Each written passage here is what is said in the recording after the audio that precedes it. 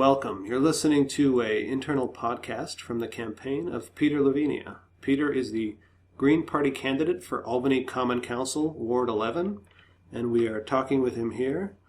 Peter, it's good to have you with us. Thanks, Matt. Before we begin and get into a summary of why you're running and what some of your ideas are for Albany, can you provide us with contact information for anyone who wants more details about the campaign or who wants to get in touch with you? Absolutely. So there are a bunch of ways to get involved and in touch with the campaign. There's our Facebook page, facebook.com/VoteLaVenia.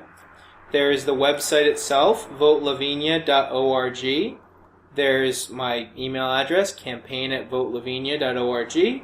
And then, of course, we're on Twitter, @VoteLaVenia. And if you don't know, my last name is L-A-V like in Victor, E-N-I-A. Okay, Peter, how about a very straightforward question? Why are you running for Common Council? Matt, I'm running for Common Council because Albany needs grassroots democracy, we need full employment, and we need a healthy, sustainable environment.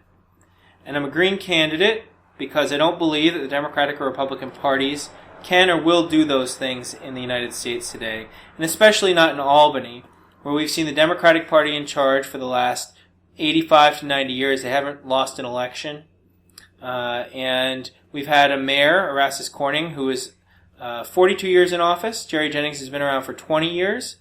We need fresh thoughts. We need fresh air in city government. And I think it's time to elect someone here who's going to bring them.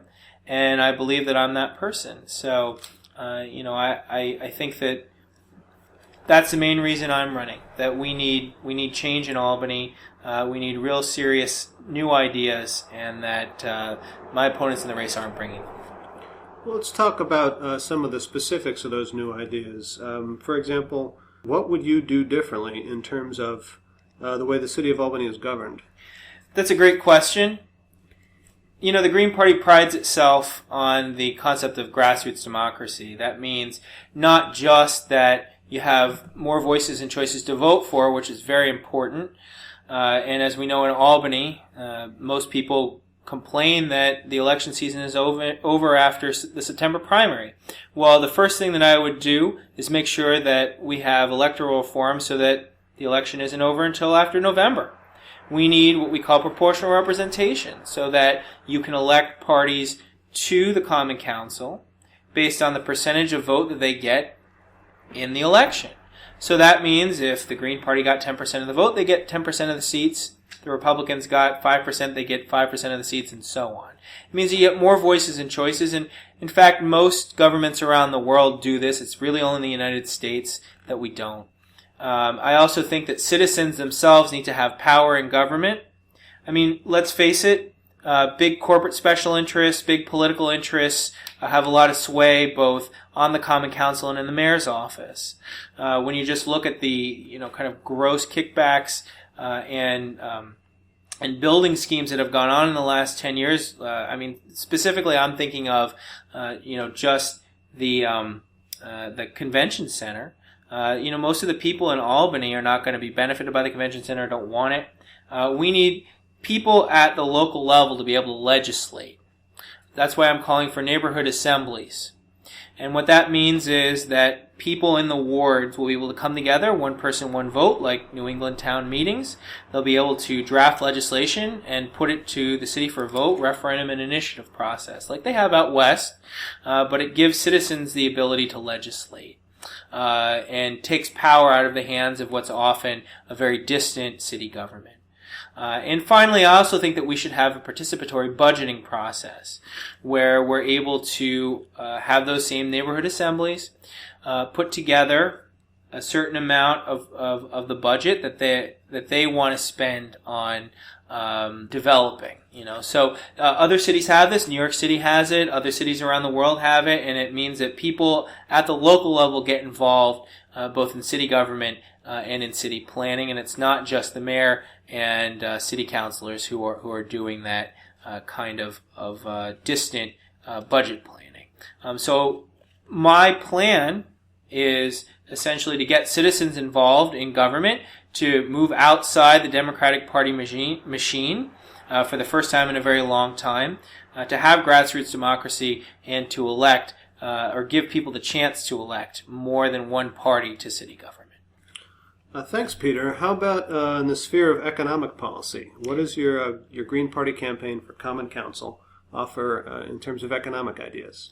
We need jobs in this city. Albany is a city with a potentially rich base of social capital, and we have wasted it and squandered it over the years. Look, as a Green, we call for full employment and we call for living wage jobs. If you look around Albany, we have buildings that are falling apart. We have Arbor Hill on the south end, which are essentially segregated ghettos in the city that the Democratic Party has never attempted to really lift up and to integrate with the rest of the city.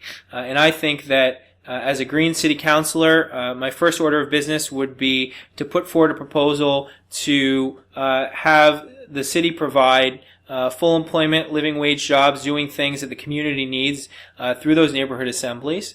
Things like retrofitting houses for solar panels, making sure that the buildings are up to code, making sure that we have a full employment kind of economy, not based on nanotech, where we have a couple specialized people making a lot of money and everybody else making minimum wage. We have the city provided for people doing things through public employment, things that the private sector has decided not to employ people to do, but that need to be done, and doing it in a way that builds a sustainable economy.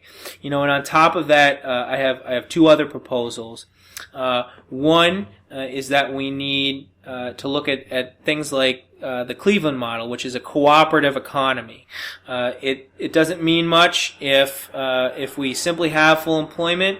We need to have a democratic economy too, and one of the ways we can do that, besides city jobs, is looking at turning a lot of the buildings in Albany that used to be factories or are now abandoned into cooperatives, which means the workers own and run them, and they, if we look at Cleveland, Ohio, they provide necessary equipment for both city businesses, city government, and nonprofits, and there's certainly a sector where we could do that here, and I think that those businesses won't be outsourced because they're owned by the workers here, and they're likely to build up a more sustainable and, again, democratic economy. That's what the Green Party is about. And finally, I think we need to move towards progressive taxation in Albany. We need to tax the rich to help provide jobs. Not only do we need to have a progressive income tax here to shift the burden from middle and lower income workers to the wealthy people who both live here and work in the city and then commute. We also need to talk about progressive land taxation, so that a lot of people in the city complain about high property taxes. Well, the reason we complain about high property taxes is twofold. One, 60% of the city is taken up by nonprofit and government land. They don't pay any taxes. We need to make sure that the state pays the full 8% of sharing to the city. That would mean that instead of $12 million, we'd have about $40 million on the books coming from the state, and that's something that we're guaranteed the state decides not to do. As city councilor, I would fight for that. And also fight for valuing and assessing land instead of property. And what that means is, instead of, as a homeowner, you making sure that your building is in good shape and then getting taxed on upgrading your building or keeping it in shape, which means a lot of landlords let buildings fall apart in Albany, or they don't see the benefits of putting more money into their homes. Instead, you tax the people who have abandoned properties downtown where the land should be very valuable, highly, so that they sell that land, and it's either developed or it is turned over to someone who will develop it, and then the people who actually improve their buildings are not penalized for it. So I think this is a way to incentivize growth in Albany, and it's moving away from the model that we've seen the Democratic Party machine rely on, which is essentially the status quo, business as usual, for the last 75 or 80 years. And I think that that's extremely important. So again, my economic model is tax the rich, provide full employment jobs at living wages, and build up that democratic economy. Before we wrap up this quick summary of some of the ideas behind your campaign, How about one more area? What are your thoughts on environmental policy in Albany? That's very complex because the environment is something that is at the local level is how we interact with it, like many things. But as the old saying goes, you have to think globally and act locally. So there are a couple things I think we could do immediately if I were elected to office and were able to pursue the agenda. I think that we need to have the city purchase all of its energy from renewable sources. Number one, it's something that a lot of towns have done, both in New York State and across the country, and it would send a message that we're moving away from the old fossil fuel industry and nuclear power and towards renewable energy. Number two, I think that we need to seriously look at incentivizing renewable energy in Albany, both through feed-in tariffs, which many places in Europe have, which means that people who put solar panels on their house would be able to recoup as much money as their solar panels produce for them through the grid. And doing that and kind of building that carbon-free economy, which we need, is really important. And so, we're not limited at the local level. It's difficult, but it's something that we can not only put people to work doing, installing the solar panels, and making sure homes are up to code, but also, kind of leading the way, showing that the city government is going to take the bull by the horns and say we are going to only use renewable energy instead of fossil fuel technology or nuclear technology. And again, here in New York State, we have an advantage because we have a lot of hydropower. But we need to move beyond that to wind power and to solar power, and that's something that we can do here. Instead of things dirty energy like hydrofracking, which we don't need. We need a ban on it. We need to say, no more fossil fuels. We're moving towards a renewable economy, and I think that at the local level, there's no reason Albany can't be a leader in that respect. Well, that's about all the time we have right now. Once again, we've been talking to Peter LaVenia. He's the Green Party candidate for Albany Common Council in the 11th Ward. Peter, if you could just repeat those ways that people can get in touch or get involved with the campaign if they're interested. Sure, absolutely. So once again, we have a Facebook page, facebook.com/VoteLaVenia. There's the webpage itself, votelavenia.org.